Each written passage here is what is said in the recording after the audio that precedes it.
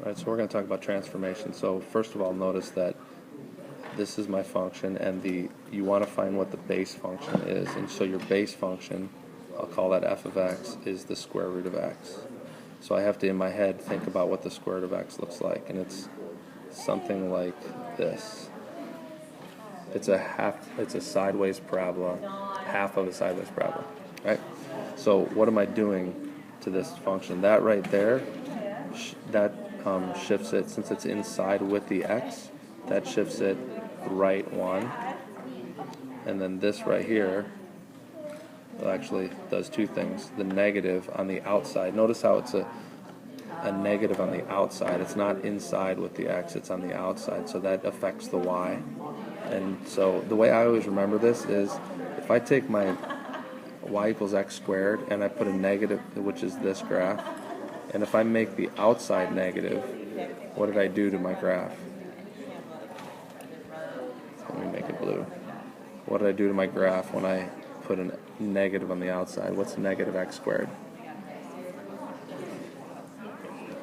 It's upside down. And what's negative x squared? It's the same graph.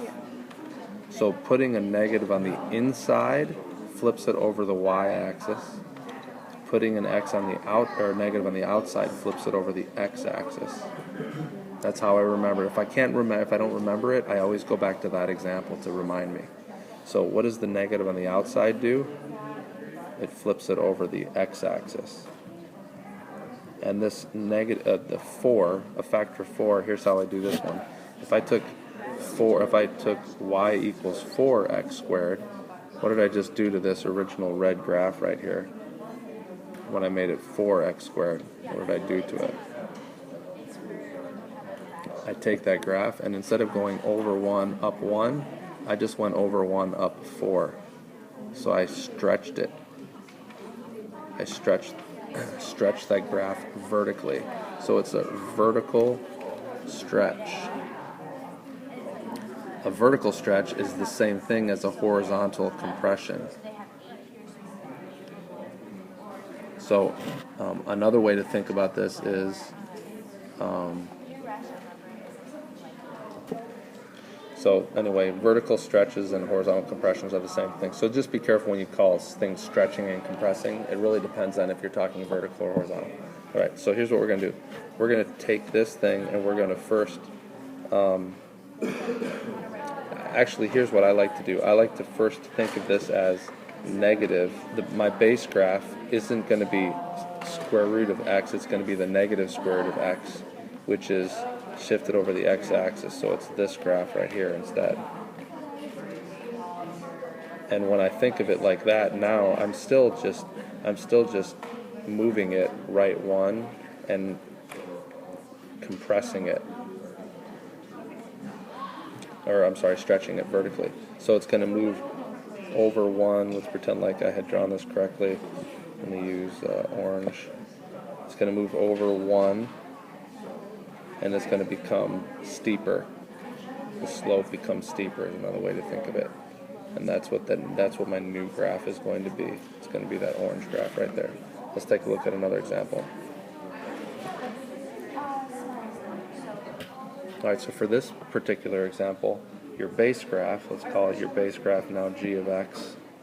G of x is going to be 1 over x.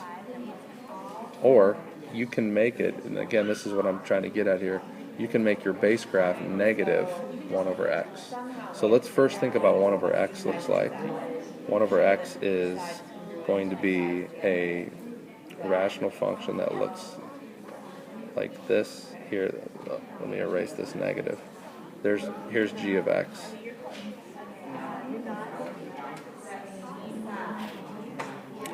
Because as you put x values in here, the bigger you get, the closer it gets to 0, and the smaller you get, closer to 0 that x gets, the bigger that whole fraction becomes. And when you put negatives in, the same thing happens, but just on the negative side. All right, so there's my graph, but now let's do the shift to root. Let's take care of the negative first. if I put a negative in here and I call this now my g of x, that's going to flip it. Remember when I put a negative on the outside, it flips it over the x-axis. So this goes here, and this goes here. So there's my base graph, and again, I like to think of my base, I like to try to take care of the negative if I can at the very beginning and incorporate it in my base graph. And then I don't have to worry about it anymore. So now what am I doing to the base graph of negative 1 over x? What am I doing to the base right here? Adding 1 to the x, which does what to it? It moves it, left 1. I'm adding 1 to the y, which moves it where? Up 1. And then I'm multiplying it by 3, which multiplying by 3 stretches it vertically. So let's do all those things. Let's move everything left 1, which means this asymptote right here is now right here. There's my new asymptote. Let me go ahead and erase this red line and draw in my blue line. And it moves up 1, so this asymptote moves up there. So my asymptote's shifted, and now the vertical stretch really doesn't do much to it because it's already pretty stretched out. So you don't really even have to worry about that so much. There's my new graph. Now they might also ask for the intercepts, in which case you'd want to plug it in and figure it out. It would be, what, 0 to be negative 1? So you actually do want to kind of pay close attention to your intercepts, which is going to affect this one right here. So let me redraw that. If I wanted to find my y-intercept, I plug 0 in for x, and it's negative 3 plus 1, which is negative 2. So my y-intercept is negative 2, so that's down here-ish. And my x-intercept, if I plug 0 in for y and solve that, my x-intercept would be, let's solve that, negative 1 equals negative 3 over x plus 1. So multiply that in there.